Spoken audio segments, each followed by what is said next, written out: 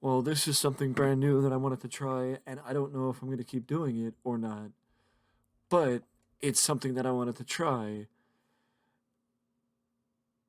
at least to see what happens. Um, I honestly don't know what I just traded, but I just did it I just did it. I just did a trade. Um, I honestly don't know who I traded. I know I traded one of my halfbacks, but I don't know who else I traded. Oh, a right tackle. That's who I traded. Guaranteed. That's who I traded. So that's where I got to go and get somebody off at free agency because we traded him. And surprisingly, the Bears gave us a fourth round pick. But I figured that it would be better to grab somebody off of free agency.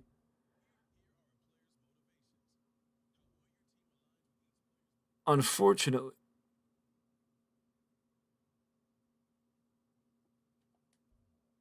unfortunately, we still don't have cap space.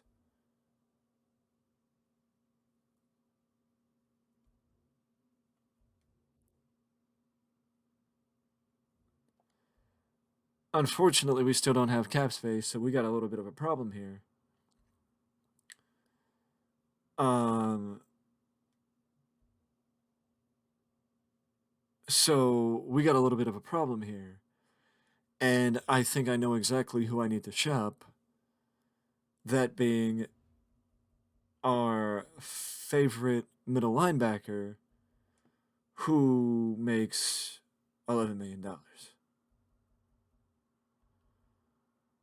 Or do I go the smart route of getting rid of Mike Evans? Honestly, I think I'm going to go the easy route of getting rid of Devon White or Devin White, even though Devin White might give us a little bit more than Mike Evans would, because Devin White at least has a bright future or could have a bright future. Yeah, I'm not doing this trade. Yeah, I'm not doing this trade. Sorry, Buffalo.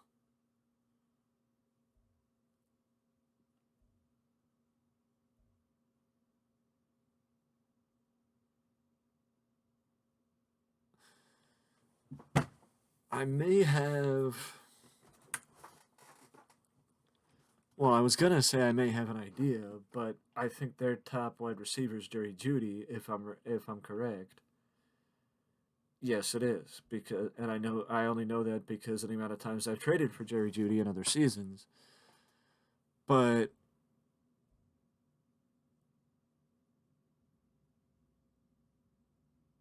what if we do a deal where maybe we can ship out him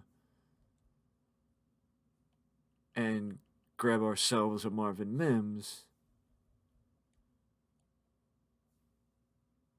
to have somebody that could run the gambit underneath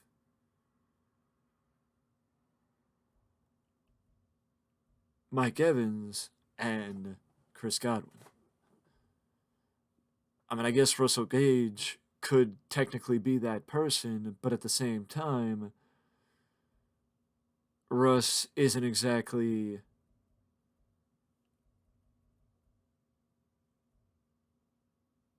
I mean, unless we throw in maybe David Moore. Let's put the other team on there.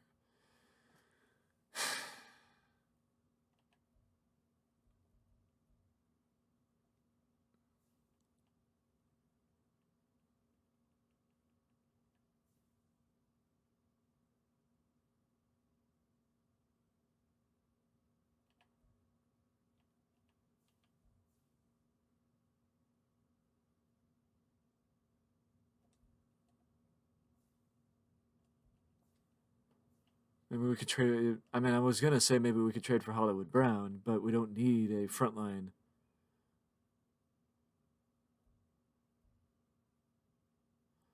We don't need a frontline wideout. What we need is somebody like Juju Smith-Schuster, who could develop into our frontline wideout, and not this way, if we want to cut bait and run with our guy later on, we can. But let's maybe try and get some draft capital. Maybe I could have gotten a third, fourth round pick, but a fifth round pick is good enough.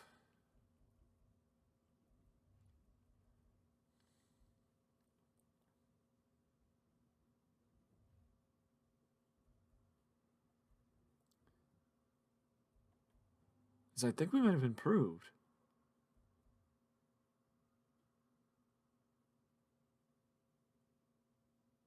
Well, I also might be looking at it from pessimistic a pessimistic approach, but I think we might have improved. Like, we're not completely terrible. We're just partially terrible.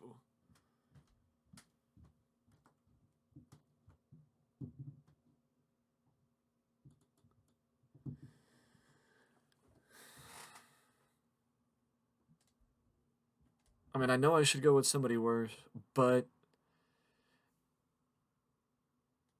I, you know, I mean, maybe I should have went with somebody better. I mean, but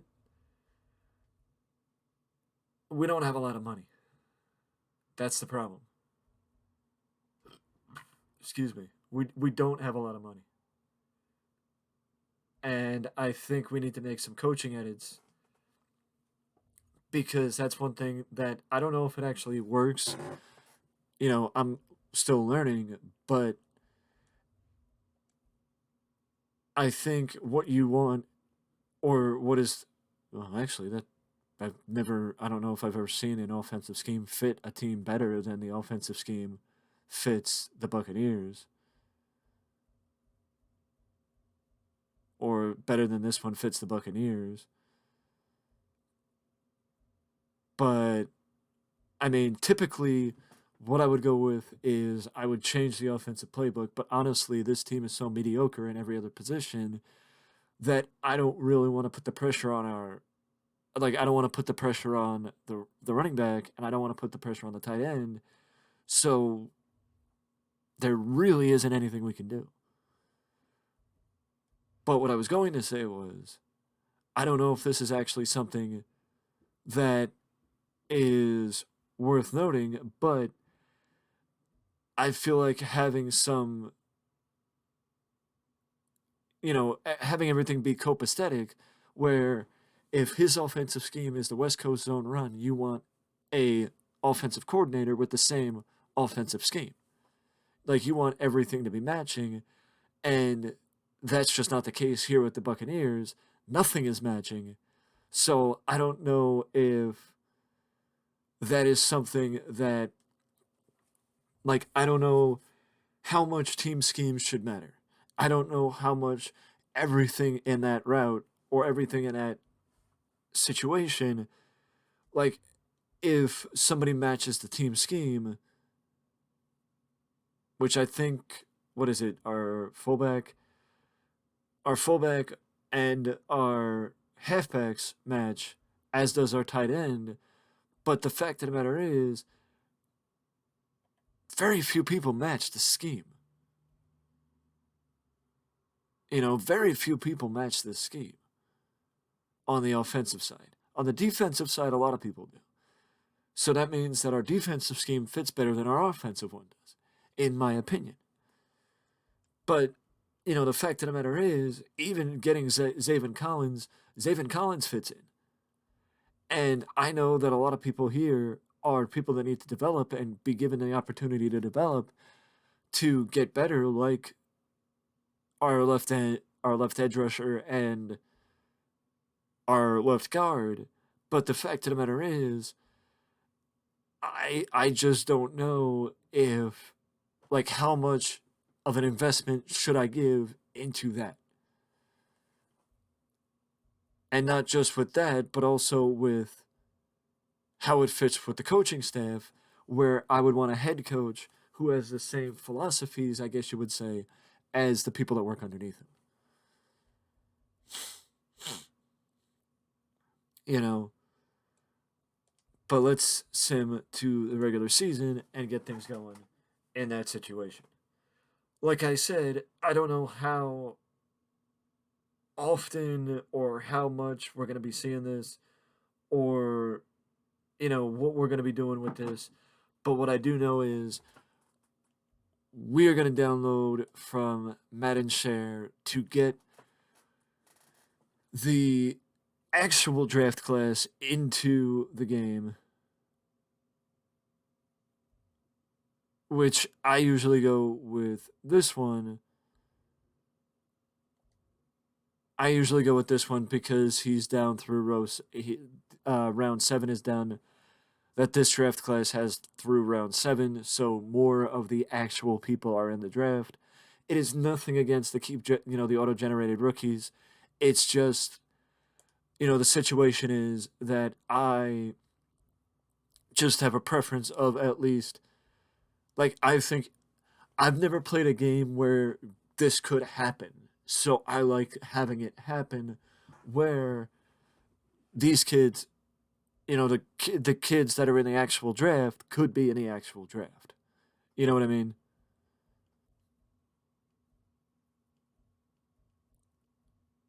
So that's just my perspective on it.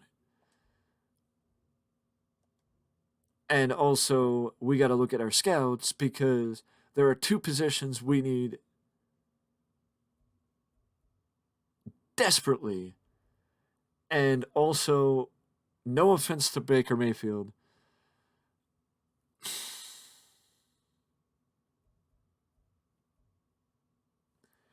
I mean, I know internal offensive line, we desperately need offensive line. We desperately need offensive line. But the question is, do we need defensive ends? Do we need offensive linebackers? What's the difference between this one star and that one star?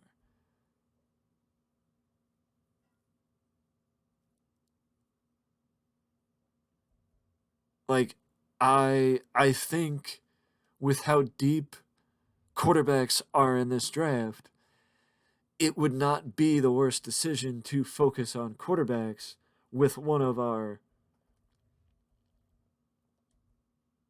scouts. But I do think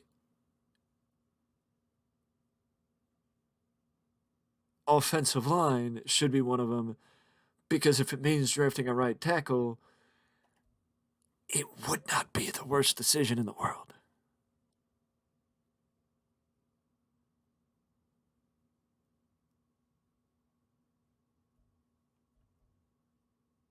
But also, what we could do, um, because also I'm realizing that defensive ends are these two guys, which these two guys, at least Casey or Cansey, our left edge rusher, has hidden dev.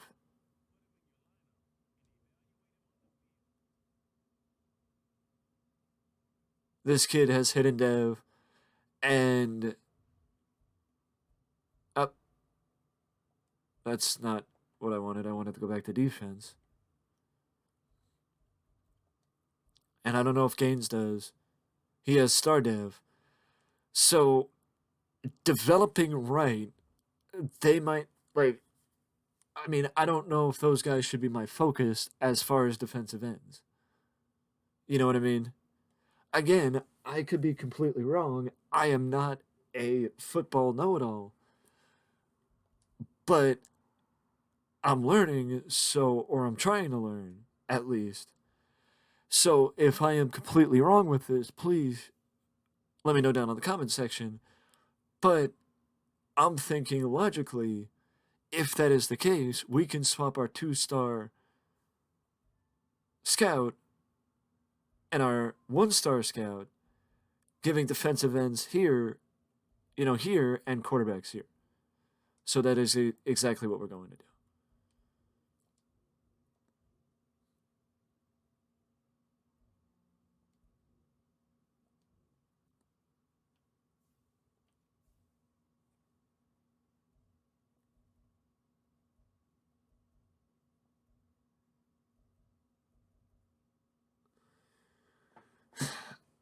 I mean, well, the only reason why I'm not going to do this is because our no, our tight end.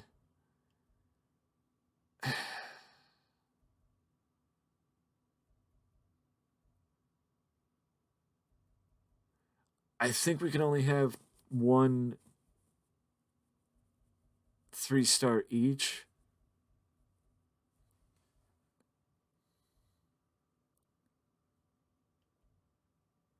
So I think I'm going to go with him.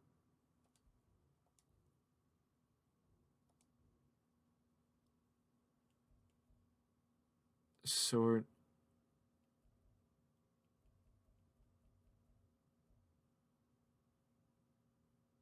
And we'll go with him.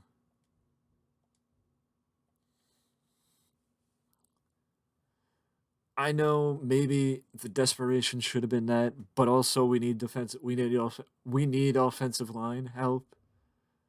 We desperately need offensive line help.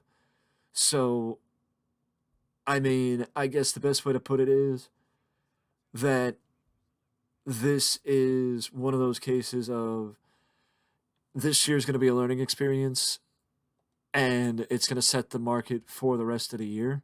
I mean, for next year. I have very low expectations this year, but but we should be one of the more mediocre teams at best because the Falcons are developing with Desmond Ritter and Bijan and Drake London, Panthers with Bryce Young, so the Saints and the Buccaneers should be logically the top two in the NFC South. So we might get lucky this year, but at the same time, my expectations are low. So let's sim the midseason, see where we're at. Because the only thing that might happen this year, and will likely happen this year, is more than likely at the end of the season, we're going to clean house. That more than likely at the end of the season, we're going to clean house. But again, if you guys have any suggestions or any comments, please let me know down in the comment section. Like, for example, what I mentioned earlier about, or I don't know if I actually mentioned this because this is my second time recording it, but if I didn't, I'm going to mention it now about how much I should pay attention to team schemes and, the copacetic nature of if if my head coach has one offensive scheme or follows one playbook, that the other coaches down the line should follow the same scheme and playbook to have some sort of continuity between the coaches, as opposed to, the head coach thinking one thing, this guy thinking another thing, this guy thinking another thing, and the same with the team schemes. How much should I pay attention to that as far as the players on my team fitting into the scheme of the team? Does it actually make a difference? I don't know because this is the first time I'm playing Madden in probably almost a decade, if not a little less than that. Interesting draft. Interesting mock draft thus far, as the Vikings are set to be the first overall pick with left edge rusher Jared Verse. Wide receiver, I mean, imagine Jets fans looking at that and seeing Caleb Williams going to the Jets. Brock Bowers, where are we in the draft? We are number 14, right tackle, J.C. Latham. With that being said, I honestly would not be disappointed because I'm pretty sure that is our weakest position. Next to quarterback, I think right tackle is our weakest position. But with the depth in this draft, I think that quarterback could be a position that we look into. Honestly, I think quarterback could be one that we look into. I just wanted to look at this team needs.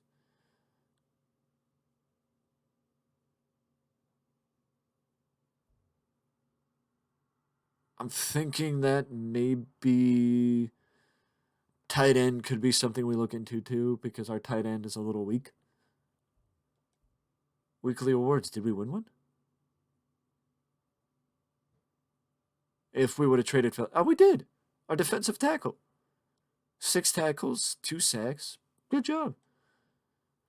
Good job. I mean, I knew our our defense was better than our offense, but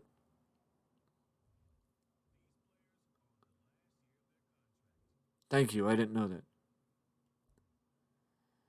We have a little bit money. We have a little bit of money to play with, and some of our best players are up for renewal. Honestly, I think the ideal way to go about this is waiting until the off season and playing with it. And yes, right tackle is the one that we need the most. That is pretty good. That's Zaven Collins and our right linebacker are on options, even though Zaven Collins would resign back. But our focus is up here with Levante David and Anton Winfield Jr. and Mike Evans, because Mike Evans, best player, but also Mike Evans is on the wrong side of 30. So my question is, what's the right thing to do? I mean, honestly, I think the right thing to do might be to franchise tag him for a year and see if we're in a better position next year. But honestly, I don't know. If you were in my position with Levante David and Mike Evans, would you franchise tag one of them? Would you re-sign both of them? What would you do if you were in my position trying to rebuild the Tampa Bay Buccaneers? Let me know down in the comment section. Let me know down in the comment section. As I said, this is basically a year for us to. I didn't mean to click here. I meant to click in upgrade for. The franchise staff. But let me know down in the comment section below. Would you?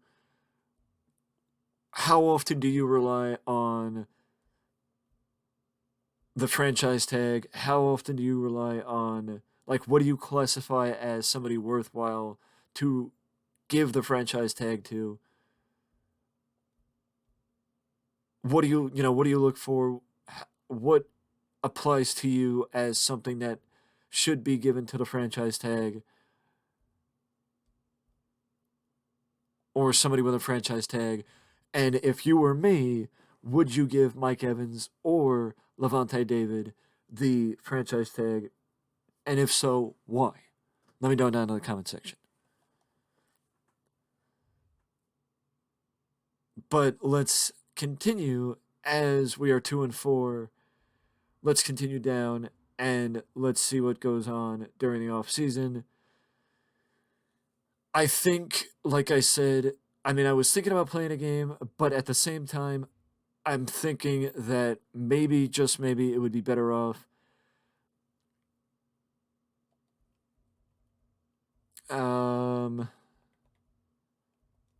You know what? Let's look at the stats first. Let's look at stats first. Let's look at stats first. 10-7.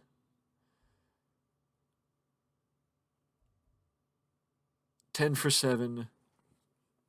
Not good, not bad. I mean, he's a placeholder. He's supposed to be a placeholder. Genuinely, he's supposed to be a placeholder. He's got 1 rushing touchdown. Keyshawn Vaughn is got a little bit more. I mean, to adopt a baseball term, it seems like they're platooning at the running back position, which I don't know if I agree with, but whatever. I mean, situationally, it doesn't seem like that bad. Chris Godwin, okay. Mike Evans, but Russell Gage Jr. doesn't have a touchdown yet. Trey Palmer has 3 and only 100 receiving yards. Cade Otton, our tight end, has 100 receiving yards. But Trey, in 9 receptions, has 125 receiving yards for an average of 13 yards. So I think if there's anybody that should move up, it's Trey Palmer because he's showing some potential and a little bit more potential than Russell Gage, in my opinion. But I still think Mike Evans overall is showing why he is number one.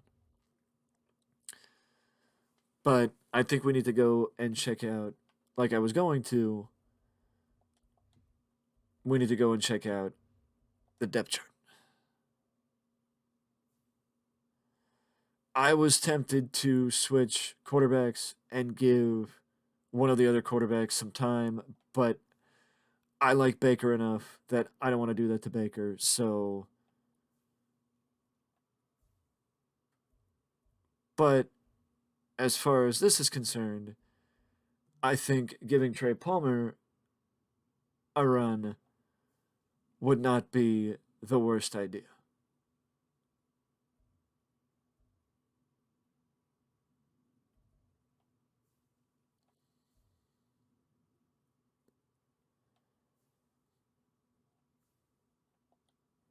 But I'm also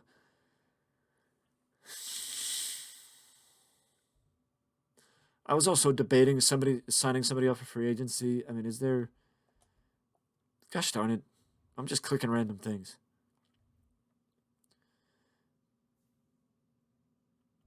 Is there anybody still decent on free agency? Or did everybody get signed?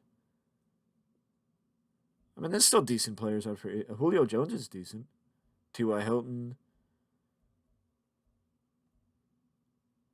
Kenyon Drake,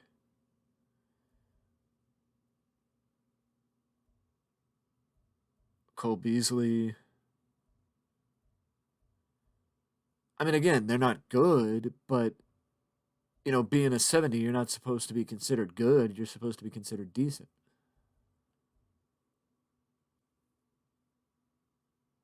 You know, what am I exactly considering? Honestly, I genuinely don't know. I genuinely don't know. I mean, from a certain perspective, there is a part of me that thinks playing the baseball approach would be the ideal situation, and trying to cut bait with some players might not be the worst idea. But this ain't baseball, it's football. You know what I mean? It ain't baseball, it's football. So, just from that philosophy or from that position, I'm going to ask another question, and feel free to drop it in the comment section below. When you're rebuilding a team, what is your approach? When you're rebuilding a team, what is your approach?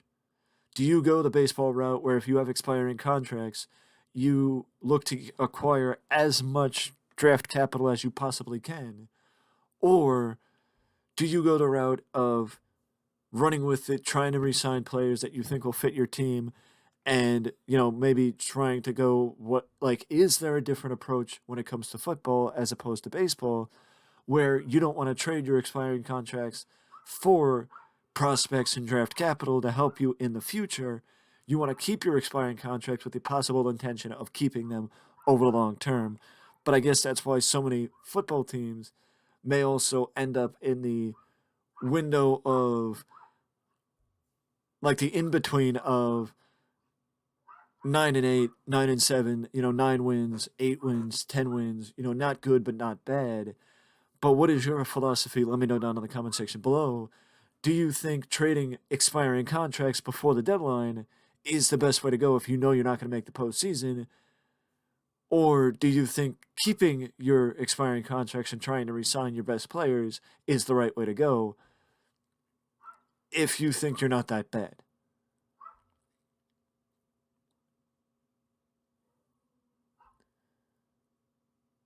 I mean, honestly, doing a trade, getting Brian Branch, I kind of think Brian Branch could be somebody that we could build around, especially with C.J. Gardner John, especially with him being blocked by C.J. Gardner Johnson. I think that getting Brian Branch is something that we should consider, especially with the fact that we should be able to acquire some draft capital.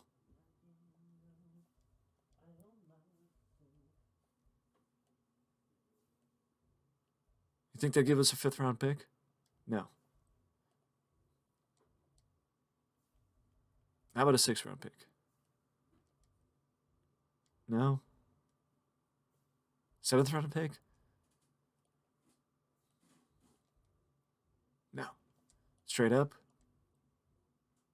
No. Well, damn.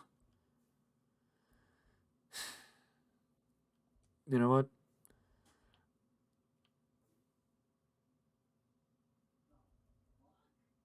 I thought we had more picks.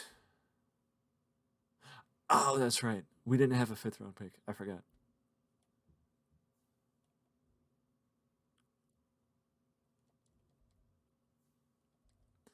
I was going to, but at the same time, I think it would be better to keep him. No, defeats the purpose.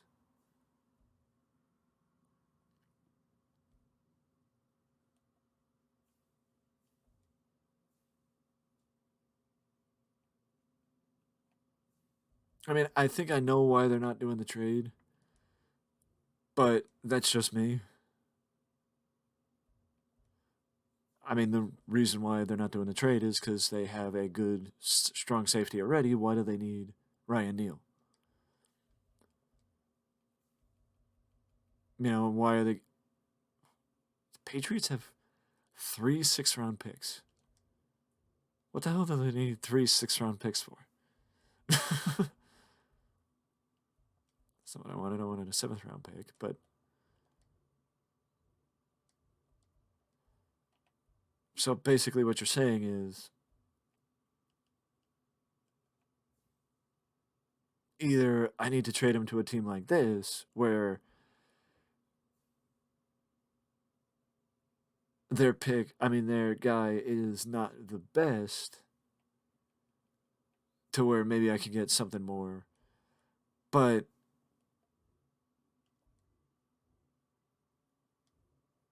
yes, so we did it. Again, let me know down in the comment section below. Is that something that you traditionally do? If you were me, would you be dealing Mike Evans and Levante David as well, or would you be trying to re-sign your top wide receiver and middle linebacker, even in the position that we're in right here? Let me know down in the comment section below. But we got one trade done. Let's move ahead. Actually, let's actually put the guy in. Let's make sure the guy's playing and not, sitting on the bench. Because unfortunately, that's something that happens where he'll be sitting on the bench instead of playing, even though we just traded for him.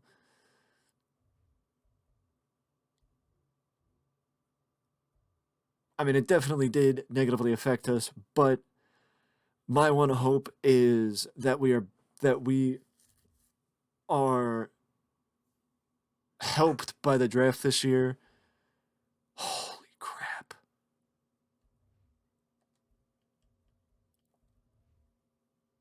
That we are helped by the draft this year because of the amount of draft capital that we have, that we can,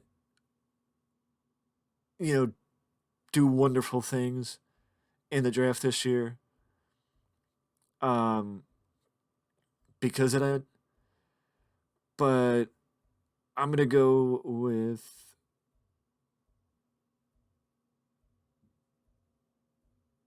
where is it? You. And hope that maybe our halfback, gets a little more carries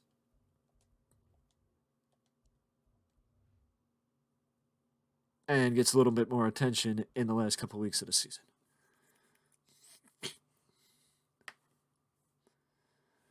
Because, again, whatever we're doing is not working. Whatever we're doing is not working. So, yeah. I mean, whatever I changed seemed to have paid off.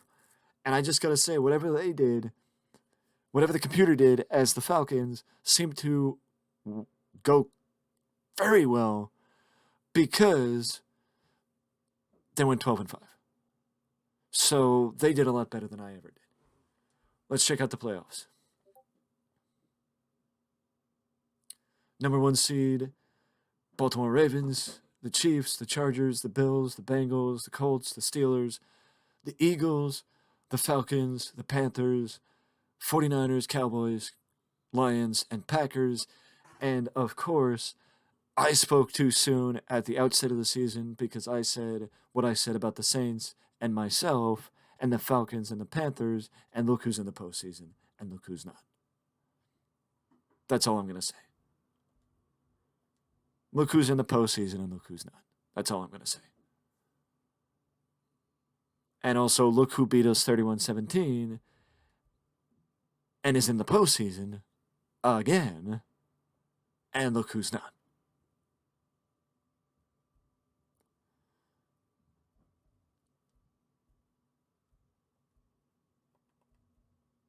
And actually, I think the smart thing would be to do, if I'm going to fire those coaches, to spend this stuff on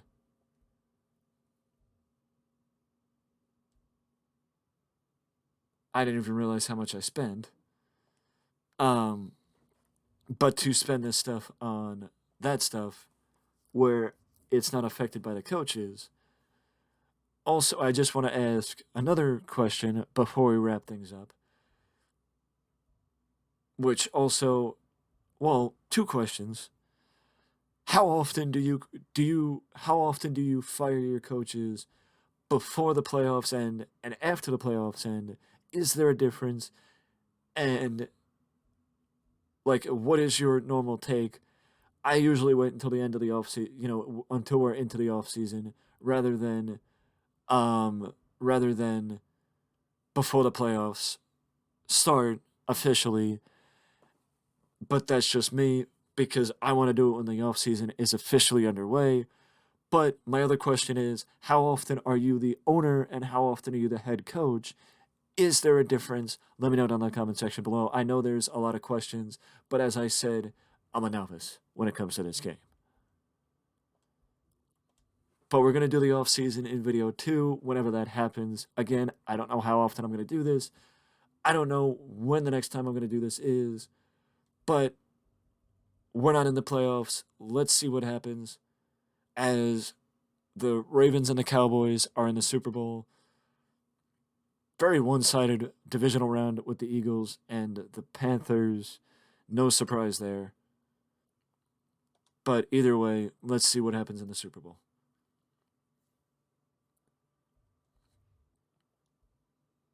This way we can actually get through to the off-season, fire our coaching staff, and start the offseason in video 2.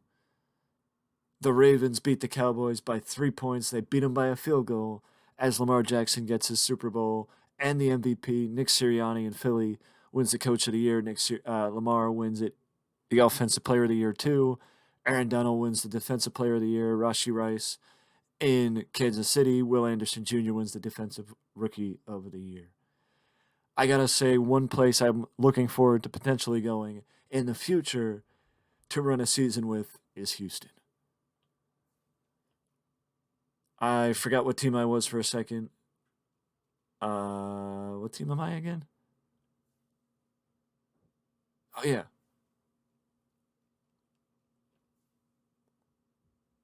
No surprise there. The guy we signed up for free agency, our right tackle, is now retired.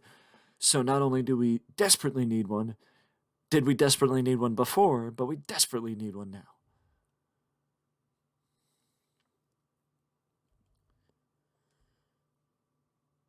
But as we upgrade, I will ask again, how often do you fire your coaches before the playoffs? Is there a difference firing people before the playoffs as opposed to after? And also, like if I was to hire Mike Vrabel, this guy, if I was to hire him as an offensive coordinator, how often do you do that? Hiring coaches that were once head coaches as in other positions or positions other than head coach.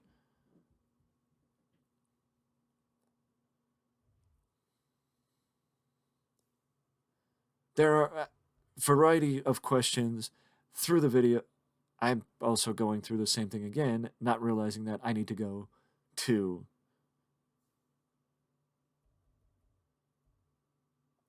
Man. No, no. I know I'd find it eventually. I mean, at 5-12, I don't know that I need to fire my entire coaching staff, but um, let's maybe use the judgment as the Baltimore Ravens went 15-2. Yeesh.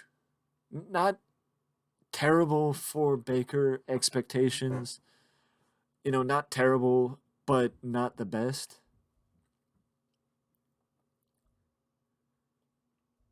I mean, I guess in the position that he's in, I mean, I kind of think that Keyshawn Vaughn with that season, with the season he had, 9 touchdowns in four, and like comparatively, he had a better season. So maybe he should be the top guy and he should be the bot. So maybe we need to change halfbacks. Mike Evans, no surprise, ups our receiving core.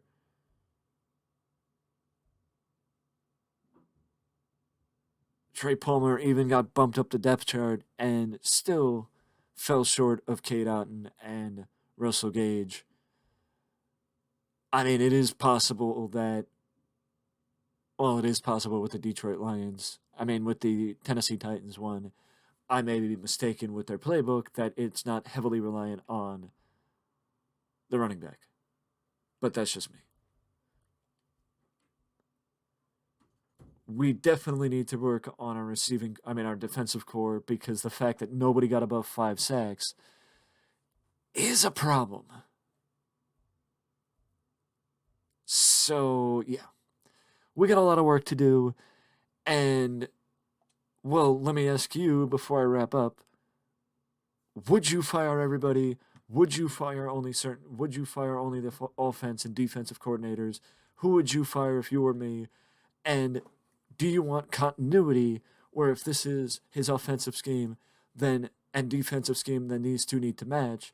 Or does it not matter? Let me know down in the comment section below. And if you want to see more of this, show your support by getting the view count above. Let's go for 20 views, and I'll do another episode with the Tampa Bay Buccaneers. But with that being said, that is it from me, and I will see you next time.